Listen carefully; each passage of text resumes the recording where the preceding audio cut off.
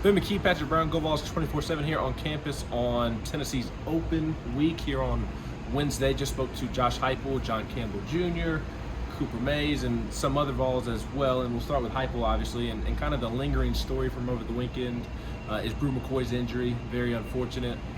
Josh Heupel talked about how he's gone over to see Brew. Several people within the program have gone over to see Brew, and that is going to be quite the task to try and replace his production. Yeah, Ben, I don't think there's a like for like. There's not another Brew McCoy on this roster, and this is a tough point for Brew. We should start there. The first few days, weeks after you suffer an injury like that, when you're not really rehabbing it, are always tough, particularly mentally. Heupel has talked about how hard Brew works and how much he's worked for the chance to play this season. Now that opportunity has been taken away, so the support that Brew is getting from the team, from those around him, are going to be important. But Tennessee has to move forward and replace him. And like I said, there's not another Brew McCoy on the roster. So they're going to be leaning on some young guys in Caleb Webb, Chaz Nimrod. We've seen those guys play a little bit. Dante Thornton's a guy that's going to need to step up. He obviously missed the South Carolina game. Heupel said that he should be back for Texas A&M.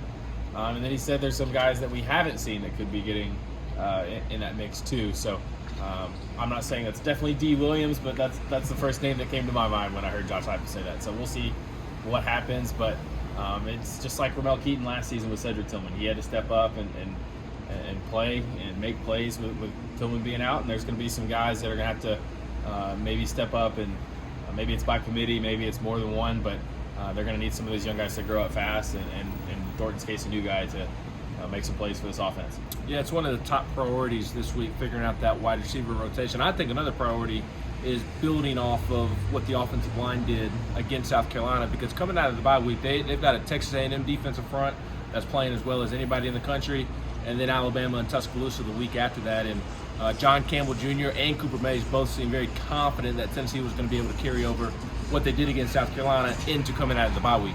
Yeah, it's amazing what happens. You get your starting center back, and look what happens. I think the whole group played better. Ollie Lane, they seem to be pretty pleased with how he played at left guard. It sounded like Andre Carrick had something come up late in the week injury-wise, and so they had to flip Lane out there, and he played a lot. It seemed like going back and watching the game that the offensive line had a little bit more of an edge to it. They played a little bit more physical with an attitude. Certainly they've got some guys with some energy up front, but I think Cooper Mays, having him back in the middle, he seems to make everything kind of go better, and that's why he's such an important player for this offense, and they're obviously going to need him moving forward. Lastly, we also spoke to Arion Carter, Tennessee's freshman linebacker, and you can just see the confidence growing inside of him. Yeah, he had a great play the other night on a screen where he read it before as it was developing, shot a gap between three offensive linemen and made the play in the backfield. So that's an example of the game slowing down, of a guy thinking less and playing more, and he's a guy that everybody in this program has raved about his talent. So if he's starting to play more, you're going to hopefully see more plays from him and from Jeremiah Thielander too, who had a couple great plays on the third and fourth down stops on back-to-back plays in short yardage. So that's a big week for all those young guys. It's a little bit less scheme this week. It's a little bit more individual drills, fundamentals, things like that. So it's an important week for some of those young linebackers to come along, and Tennessee's playing a lot of them right now, and Josh Heupel seems to be pretty pleased with how Brian Jean-Marie is developing those guys in that room.